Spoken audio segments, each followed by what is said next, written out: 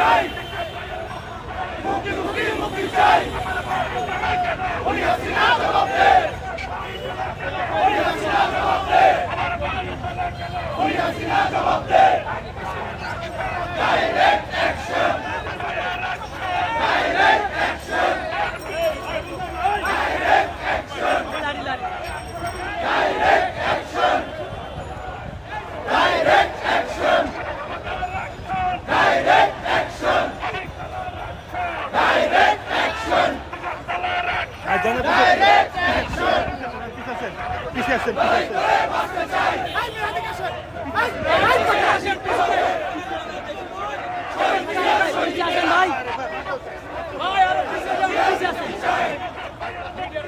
মুক্তি মুক্তি মুক্তি চাই উনি হাসিনা জবাব দে উনি হাসিনা জবাব দে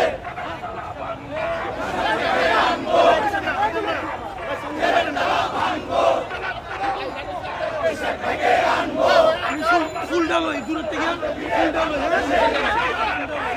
রাজপথ ছাড়ি নাই রাজপথ ছাড়ি নাই রাজপথ ছাড়ি নাই খালেদা জিয়া সরকার খালেদা জিয়া সরকার হাসিনা বলছর লজ্জায় বাঁচি না লজ্জায় বাঁচি না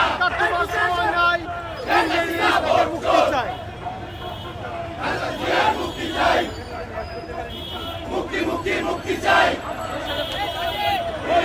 জবাব দে মোবাইল সামনে আসেন জবাব দে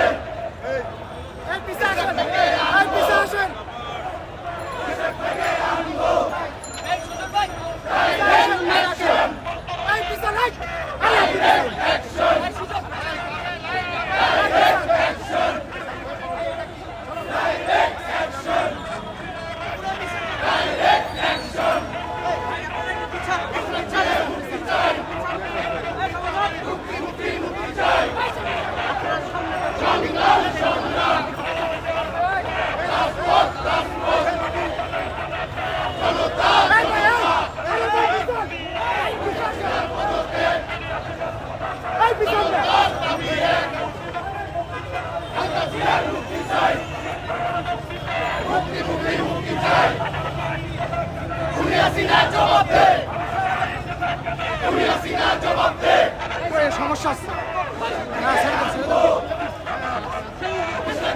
আনবো ডাইরেক্ট অ্যাকশন ডাইরেক্ট অ্যাকশন রাজপথ ছাড়ি নাই রাজপথ ছাড়ি নাই ডাইরেক্ট অ্যাকশন ডাইরেক্ট অ্যাকশন লড়াই করে বাঁচতে চাই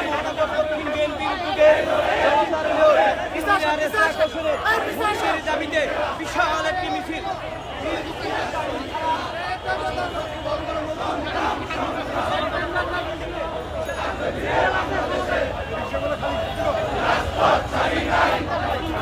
ডাকে রাজপথ ছাড়ি নাই মুক্তি মুক্তি মুক্তি চাই মুক্তি মুক্তি মুক্তি চাই উনি হাসিনা জবাব দে আমার ভাই জেলে কেন ঘাটে আনবো তারা ভাঙবো লোক গেছে লোক গেছে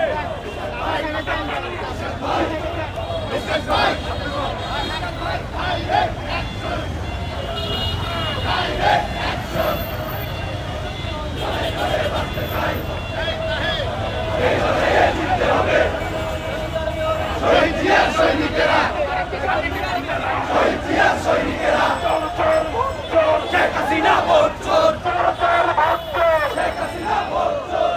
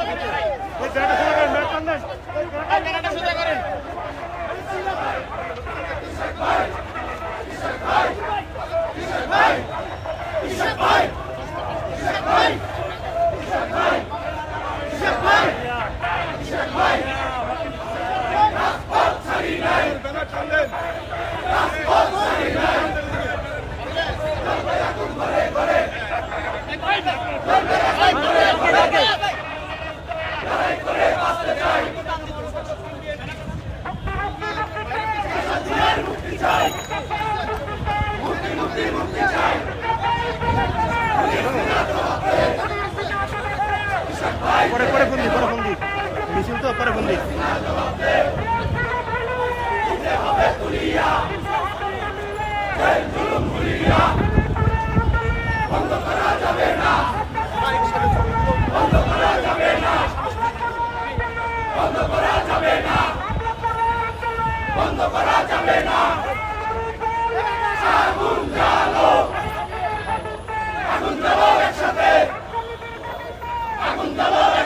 গরম হয়ে গেছে অলরেডি।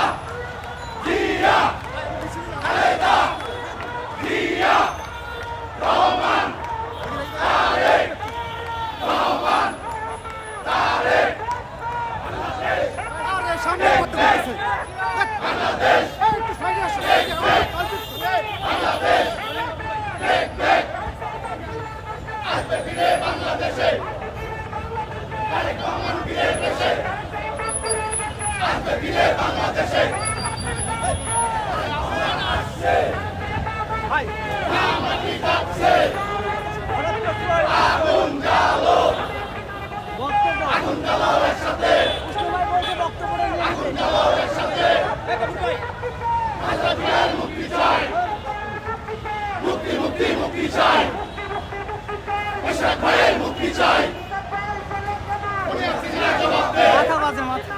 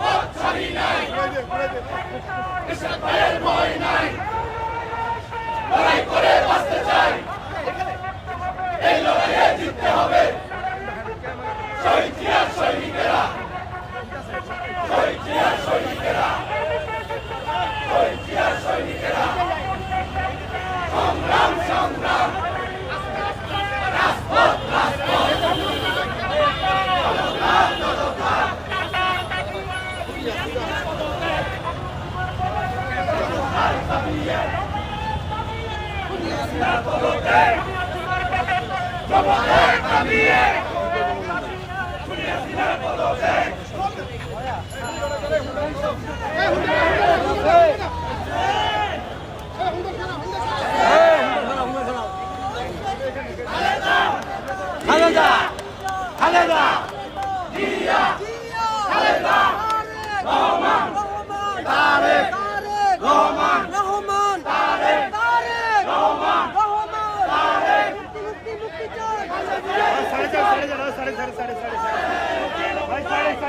একদিকে যান মিঠু ভাই কথা বলবে মিঠু ভাই কথা বলবে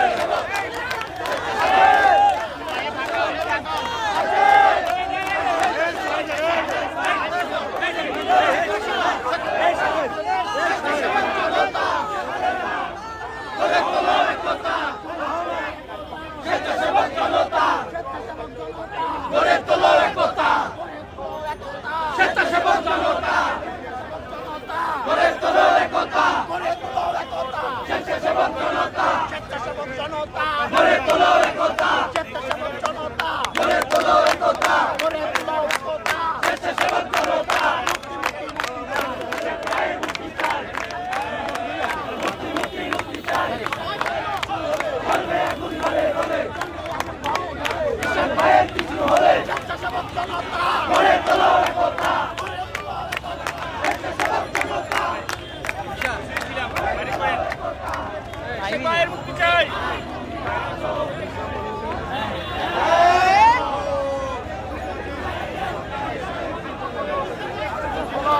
আমাদের মাঝে উপস্থিত এখন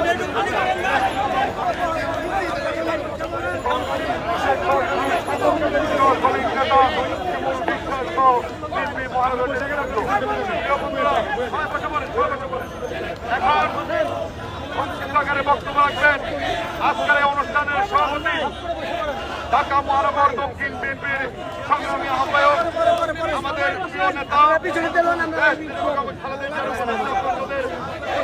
সদস্য বীর মুক্তিযোদ্ধা আব্দুল সালাম বীর মুক্তিযোদ্ধা আব্দুল সালাম।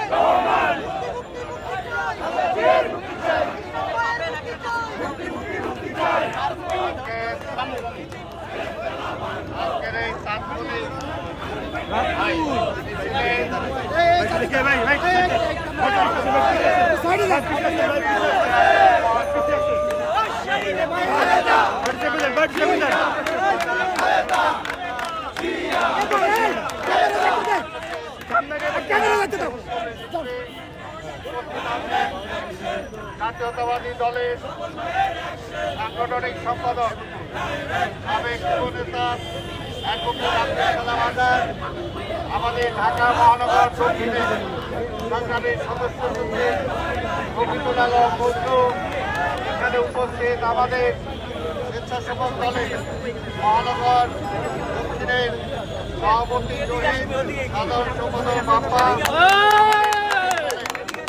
দক্ষিণের সংগ্রামী সভাপতি সুমন, সাধারণ সম্পাদক সবুজ, এখানে আমাদের কেন্দ্রীয় কমিটির সদস্য অধ্যাপক আমিনুল হক সহ আমাদের এখানে উপস্থিত আছেন আমাদের শ্রমিক নেতা আমাদের বেগম খালেদা সহকারী জনাব বিশ্বাস, আমাদের মহানগরীর আহ্বায়ক এখানে ইউনুসা মোহাম্মদ মোহন, আমাদের চেয়ারম্যান মনির হোসেন সহ অন্যান্য নেতৃবৃন্দ, বিভিন্ন অঞ্চল থেকে আগত ভাইরা, আসসালামু আলাইকুম। এটা বন্ধ করে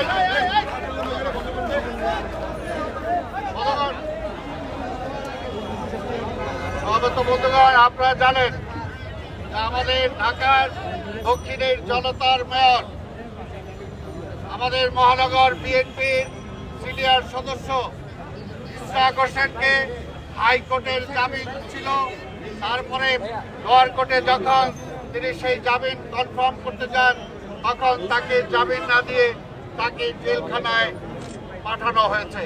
আমরা এর তীব্র প্রতিবাদ ও নিন্দা জানাই।